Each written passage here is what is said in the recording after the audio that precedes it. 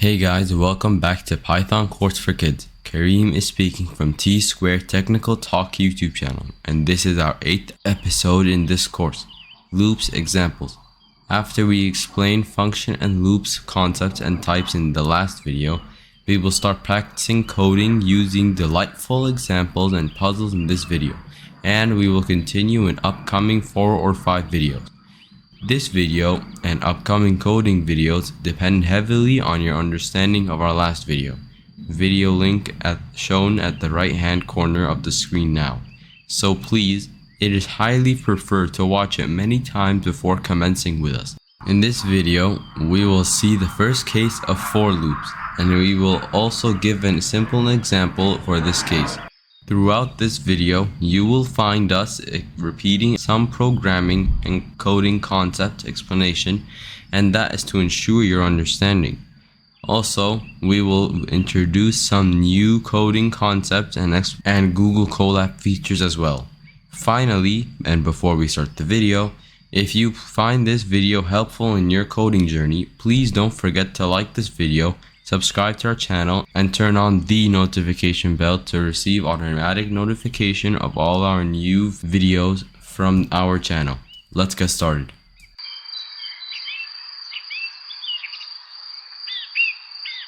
Jupyter Notebook template. The first link here is our email for our YouTube channel. So if you have any question for us, you may contact us through this email.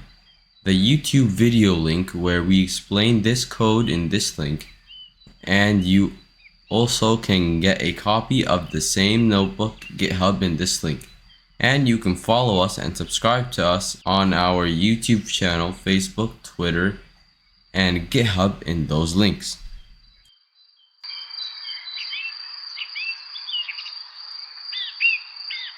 Google Colab Playground mode.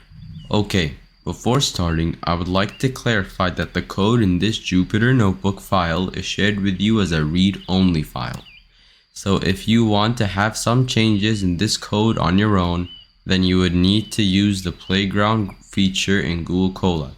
When you open the File menu, click on Open in Playground mode. Google Colab will open a temporary editable copy of the same notebook for you in a new window for your own usage. Playground mode is mainly made for two cases. First one, when you have some trials on your code and you don't want to change your original code or file. Also, you don't want to have different file versions, which is always going to be very confusing to you.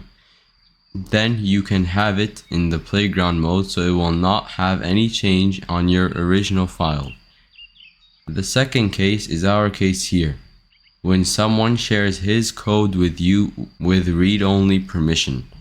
So instead of saving this Jupyter Notebook Google Drive just to start your trials, you may use playground mode feature.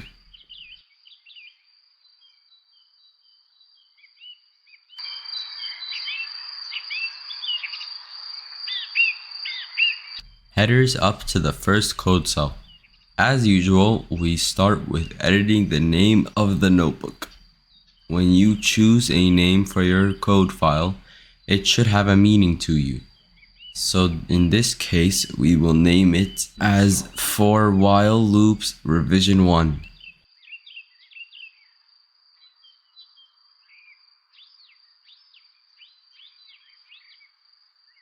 As you see here, the file is automatically saved in Google Colab, so you don't have to press Ctrl S, for example, to save it. Now, let's start with the subtitle or the topic of this video: For and while loops examples and explanation and examples. As you see here, whenever you write in the text cell, the appearance will be showing in your right side of the screen. We used one hash here, which means the header is level 1.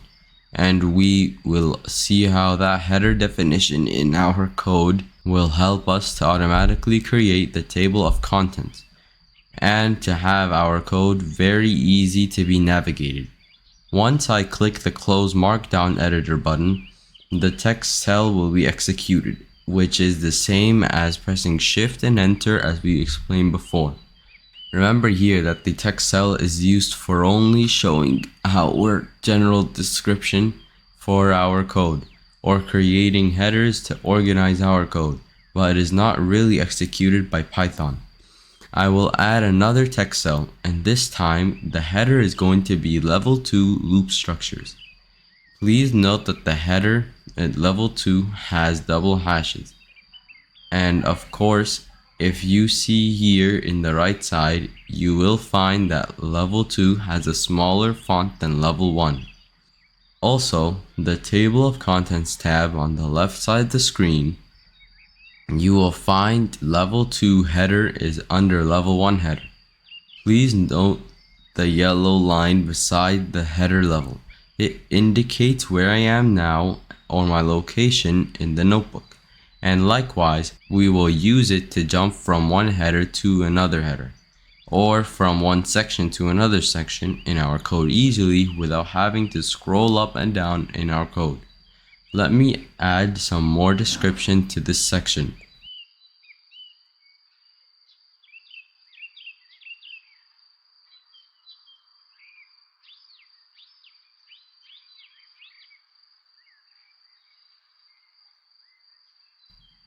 Please know that whenever you will have any change in your text, it will automatically be updated on the right side of the screen, so we will have a clear vision of the text cell appearance before executing it. Then I will add another header level 2 for loop.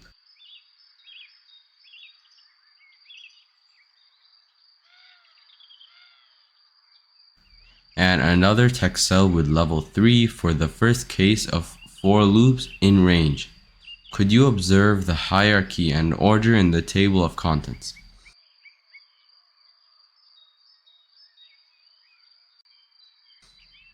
Now I've opened a new code cell. I started with a code comment. Code comment is allocated only inside code cell. It has green color to be distinguished from the code. It starts along with a hash, and Python recognizes everything after the hash as comment and doesn't execute it at all. Code comment may come in the beginning of the code line, which means the entire line is just a comment, or it may come in the same line with your code, but after it at the end of the code line. You may wonder what's the difference between a code comment and a text cell is, as both are not executed by Python, and both act as a comment. Text cell, as we explained, contains headers and general description of the entire code, while code comment is allocated in the code cell and used to add some note to the programmer for specific code lines or lines, not the entire program as the case of text cell.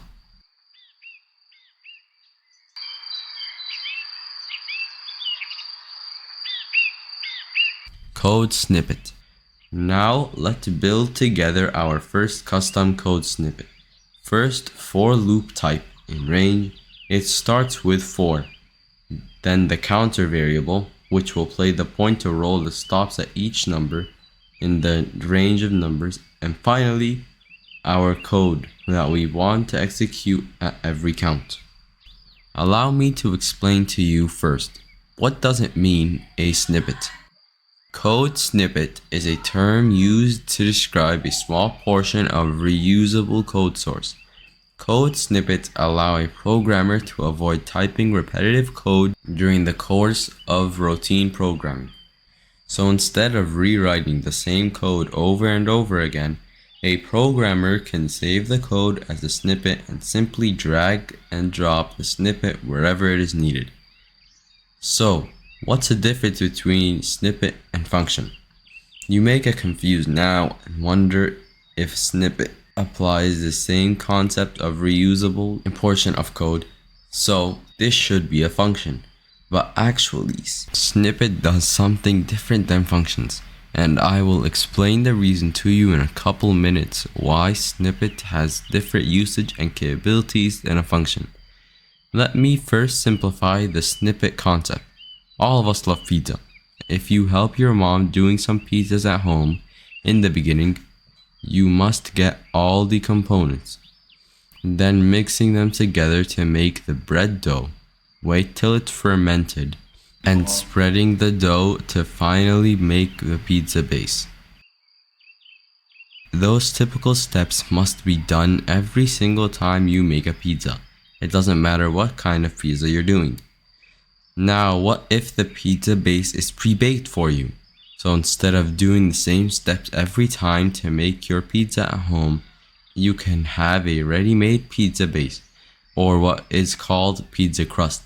With this, we will save all of those steps, and we will go directly to the step of adding the topping on the crust. Likewise, snippets are used to paste immediate typical code lines that are ready for your implementations.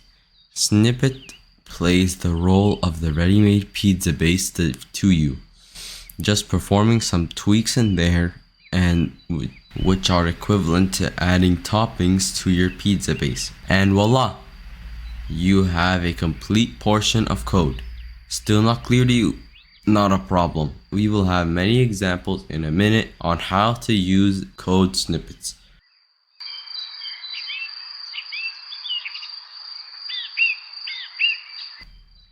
Pass command. As you see here, I represented the code line, or a group of consecutive code lines, by one statement called pass. The pass statement is a null operation in Python. In simple words, do nothing operation in Python. So, Python interpreter, when sees pass statement, it will do nothing with this code line and just bypass it to go to the next statement. To me, pass statement reminds me with water taste, which is nothing. So, if pass statement is to do nothing in Python operation, why do we use it? 1. It is used as a placeholder for your future code, which means pass statements is very useful in reserving spaces in your program, whereas you know that you will eventually add code in those spaces, but you just haven't written the code yet. 2. Using pass statement avoids getting syntax error when empty code is not allowed. Although we will have an individual video explaining error types and how to deal with each kind, I would like to give you an overview about code syntax definition.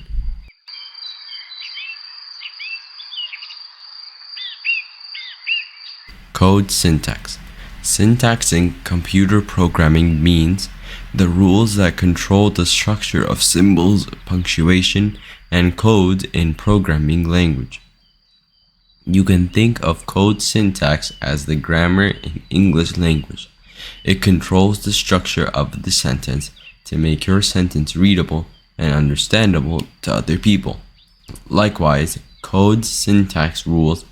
It ensures your code structure is developed in the way that Python interpreter can understand. Let me give you an example using if statement. As you can see here, it starts with keyword if. Then it is followed by a condition. After that, your code statement will be written in the next line after an indentation in the beginning of the line. So, for example, if you miss the colon at the end of the condition, or miss the colon after else keyword, you will receive a syntax error like this error message when you try to run this code to tell you that you have built your code statement wrongly. Here, I would like to highlight something important, that you may create a code with no syntax error, but your code is still not returning to you the expected output. This is like saying in English, Sam eats school, which is grammatically correct, but it doesn't have the right meaning to your audience. This case was explained by Ahmed in Rock Paper Scissors video, link shown at the right hand corner of the screen now, and that is called a logical error.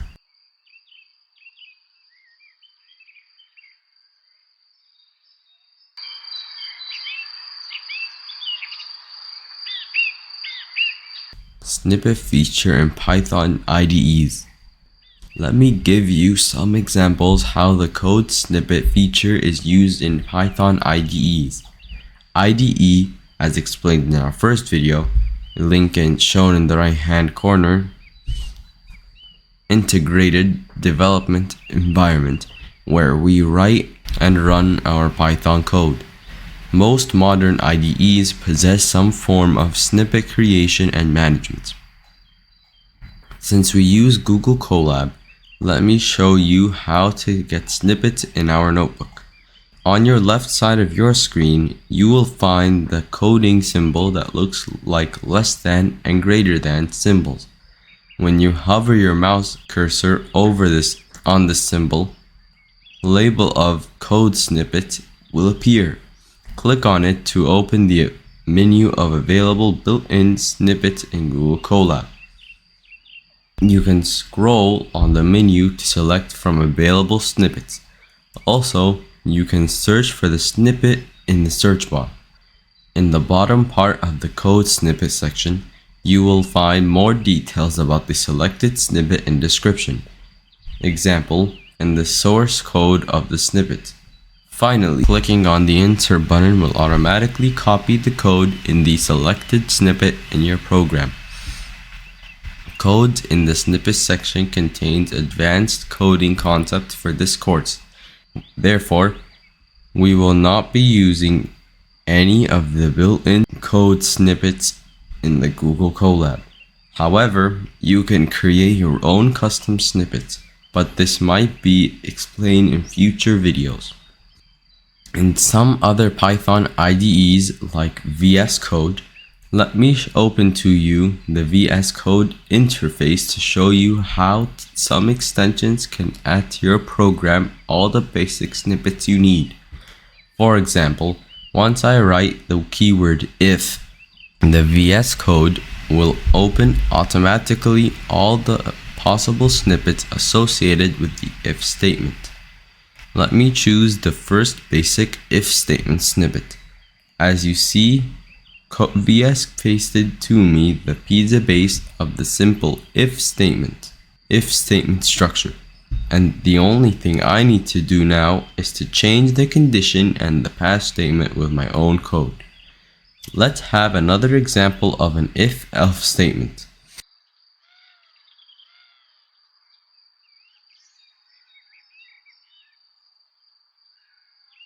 And if-else statement. Now, some snippet examples on loops.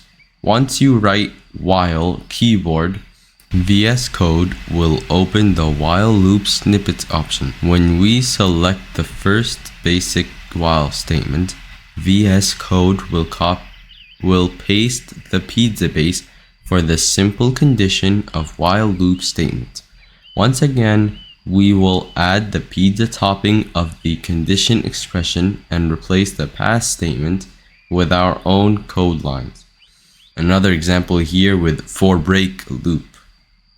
Do you remember when I told you that function is not a snippet? Although both of them serve the code reuse purpose, the snippet is just a copy and paste of the main structure of the repetitive code, or what we call pizza base. On the other hand, function is the way how to create and call portion of code for unlimited times. And here is the explanation. When you write the def keyword, the VS Code will open to you the different structures of building a function. First, let's select the first snippet. VS Code will paste the basic function snippet, where you just need to change the name in case you have, replace the args with your function inputs, and finally replace the pass statement with your function code.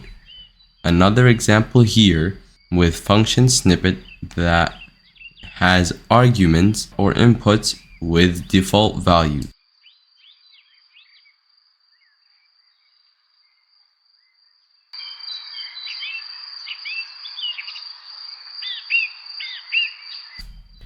Range statement in Python. Enough with the snippets. Now we're ready to run our first for loop type. Although we will introduce the concept of functions and their types in the upcoming videos, I would like to explain one of the most important built-in functions called range. Range is a function that takes you from a number and returns to you a list of numbers. That input number is the total number of elements will be created in the output list of numbers. In this case, the starting number will be 0. Other cases will be explained later in this video. For example, range of 6 will create a list of numbers starts from 0 and followed 0 with 1, 2, 3, 4, and 5.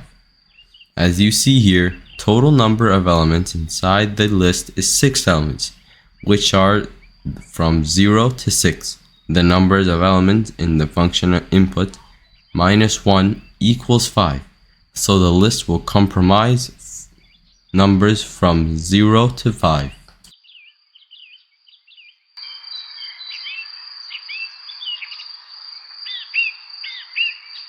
Execution of last code. Now it's showtime. Let's execute the first kind of for loop in range.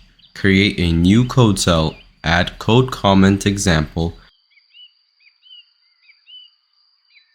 copy the snippet from the previous code cell,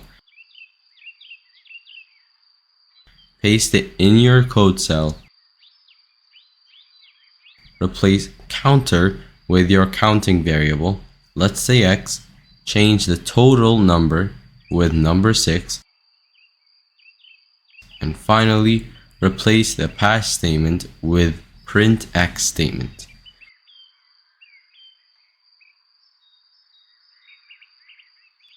The purpose of this code is to print out the counter x throughout the loop cycle. Press Shift and Enter keys to run this code cell. As you see, Google Colab starts to initialize your environment since it's our first code to run in this session. The results came as expected sequence of numbers from 0 to 5.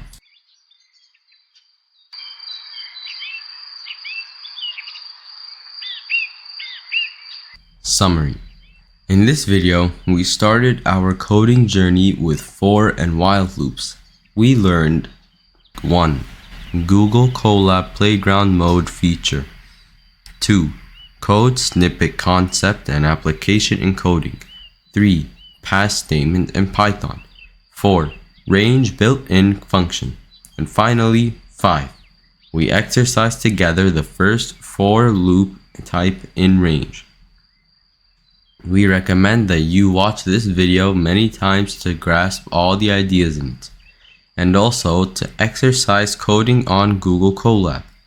Let us know if you have any questions in the comments section below, and don't forget to like this video, subscribe to our channel, turn on the notification bell to receive automatic notifications of all the new videos from our channel, and watch previous videos. Thanks, and see you in the next video.